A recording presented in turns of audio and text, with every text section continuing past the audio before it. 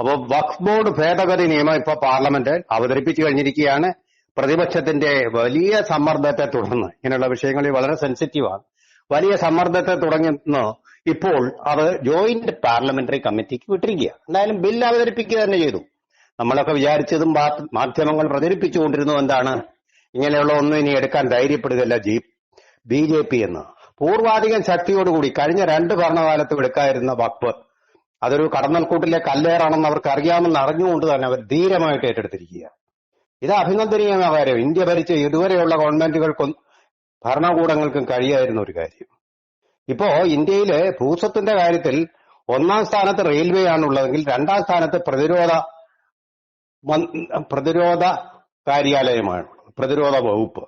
3ാം സ്ഥാനമുള്ളത് വഖഫ് ബോർഡിനാണ്. ഇപ്പൊ ന്യൂനപക്ഷം എന്ന് പറയുകയും ചെയ്യും, ഏറ്റവും അധികം ഭൂസ്വത്തിന് അവകാശികളായിരിക്കുകയും ചെയ്യും അവർ. ശരി, കുഴപ്പമില്ല. അത് വളരെ നീതിയുക്തമായ രീതിയിൽ പാവപ്പെട്ടവർക്കും കിട്ടുന്ന രീതിയിലാണ് അതിന്റെ വിതരണമെങ്കിൽ കുഴപ്പമില്ല.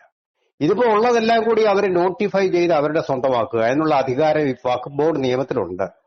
അതിപ്പോ ഏതെങ്കിലും ഒരു പ്രദേശം അവർക്ക് ഇഷ്ടപ്പെട്ടു എന്ന് ഇരിക്കുക വഖഫ് ബോർഡിന്, അവരങ്ങ് ഡിക്ലെയർ ചെയ്ത് ഞങ്ങളുടെ സ്ഥലമാണ്.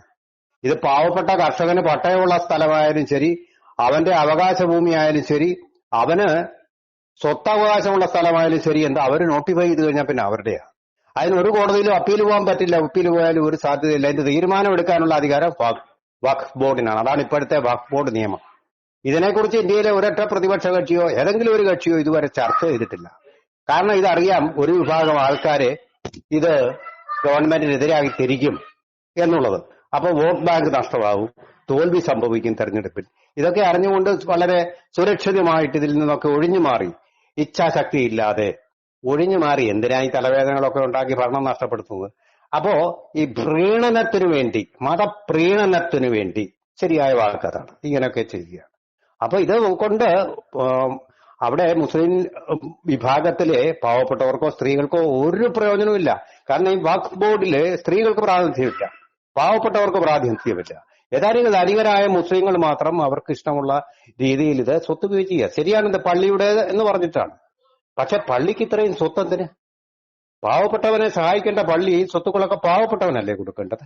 സക്കാത്ത് എന്നൊക്കെ പറയുന്ന മഹത്തായിട്ടുള്ള ആദർശങ്ങളും ആശയങ്ങളും ഒക്കെ ഉൾക്കൊള്ളുന്ന ഒരു മതം, അതിനെക്കുറിച്ച് എപ്പോഴും അഭിമാനിക്കുന്ന ഒരു മതം ഇങ്ങനെയാണോ ചെയ്യേണ്ടത്? ഇത്രയധികം സ്വത്തുകൾ, ഭൂസ്വത്തുകൾ, റെയിൽവേ വകുപ്പും പ്രതിരോധ വകുപ്പും കഴിഞ്ഞു കഴിഞ്ഞാൽ ഏറ്റവും കൂടുതൽ സ്വത്തുക്കൾ കൈയടക്കി വെച്ചുകൊണ്ട് പിന്നെ അതിനു പുറമെ മതത്തിന്റെ പേരിലുള്ള സംവരണവും നിയമനത്തിലുള്ള സംവരണം, ഈ ആനുകൂല്യങ്ങളെല്ലാം. പക്ഷെ ഇന്ത്യയിലെ പാവപ്പെട്ട മുസ്ലിങ്ങൾ അവരുടെ സ്ഥിതി, ജീവിത ഗുണനിലവാരം കൂടുതൽ വഷളായിക്കൊണ്ടിരിക്കുകയല്ലേ. അപ്പൊ ഈ കാര്യത്തിലൊക്കെ ഒരു തയ്യാറായിട്ടുള്ള ഒരു തീരുമാനം ഉണ്ടാക്കാനുള്ള ഒരു ഭേദഗതി നിയമമാണ്. അപ്പൊ ഇതിന് വരുമ്പോൾ നീതിയുക്തമായിട്ടുള്ള തീരുമാനം എടുക്കാനും, ഏതെങ്കിലും ഒരു പാവപ്പെട്ട കർഷകൻ കൃഷി ചെയ്യുന്ന ഭൂമി വഖഫ് ബോർഡിന്റെ ആണെന്ന് പറഞ്ഞ് നോട്ടിഫൈ ചെയ്ത് എടുത്ത സംഭവങ്ങളുണ്ട്. ഏതാണ്ട് 75 ലക്ഷം കോടിയുടെ ആസ്തി ഉണ്ടെന്നാണ് ഏകദേശ കണക്ക് പറയുന്നത്. അത്രമാത്രം വസ്തുക്കൾ ഉണ്ടെന്നാണ്. 75 ലക്ഷം കോടി. അത് ചെറിയ തുകയാണോ? നമ്മുടെ ബജറ്റിൽ വകയിരുത്തുന്ന ഏറ്റവും വലിയ തുകയേക്കാൾ വലിയ തുകയാണിത്. അപ്പൊ അങ്ങനെ പറയുമ്പോൾ ഇതിനകത്തൊരു അക്കൗണ്ടബിലിറ്റി വേണ്ട എല്ലാ കാര്യത്തിലും. ഇതെങ്ങനെ പോകുന്നു, ആര് തീരുമാനിക്കും? വഖഫ് ബോർഡ് തീരുമാനിക്കും. അതിനപ്പുറം ആരുമില്ല. അവരിവിടുത്തെ ഒരു സമാന്തര ഭരണകൂടം പോലെ പ്രവർത്തിക്കുകയാണ് സാരം. ഇത് നമ്മുടെ ഭരണഘടനയ്ക്ക് നിരക്കുന്നതാണ്.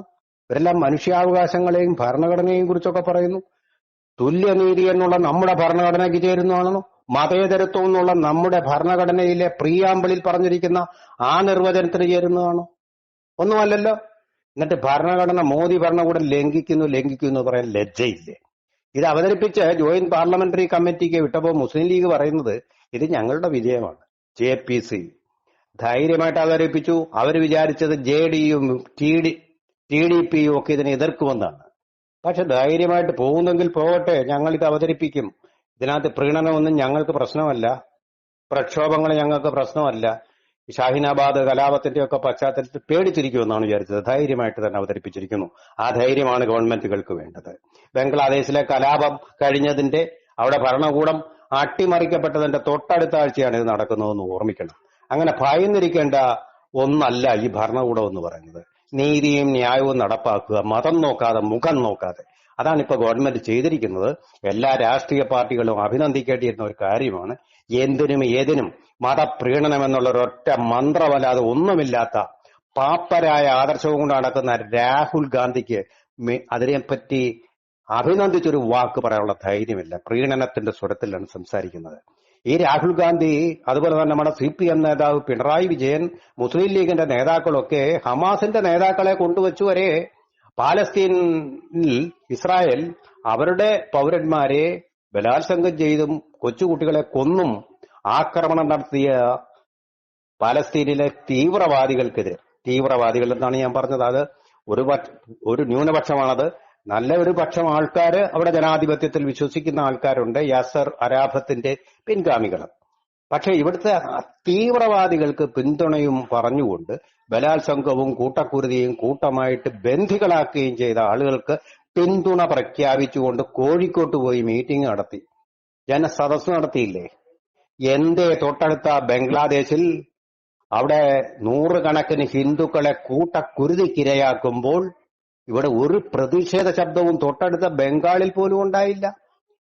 പലസ്തീനിലുണ്ടായത് മൈലുകൾക്കപ്പുറം അനേക നാഴികകൾക്കപ്പുറമുള്ള പലസ്തീൻ വെസ്റ്റ് ഏഷ്യയിൽ ഉണ്ടായപ്പോൾ ഈ നമ്മുടെ തന്നെ ഉപഭൂഖണ്ഡത്തിൽ നടന്ന ഈ മതവെറി, ഒരു അവിടുത്തെ ന്യൂനപക്ഷങ്ങളെയെല്ലാം കൊന്നുകൊണ്ടുള്ള, കശാപ്പ് ചെയ്തുകൊണ്ടുള്ള മതവെറിക്കെതിരെ ഒരു ജനസദസ്സും സംഘടിപ്പിക്കാൻ മിണ്ടാൻ പോലും കഴിഞ്ഞിട്ടില്ലല്ലോ. മാധ്യമങ്ങൾ പോലും മിണ്ടുന്നില്ലല്ലോ അതിനെക്കുറിച്ച്.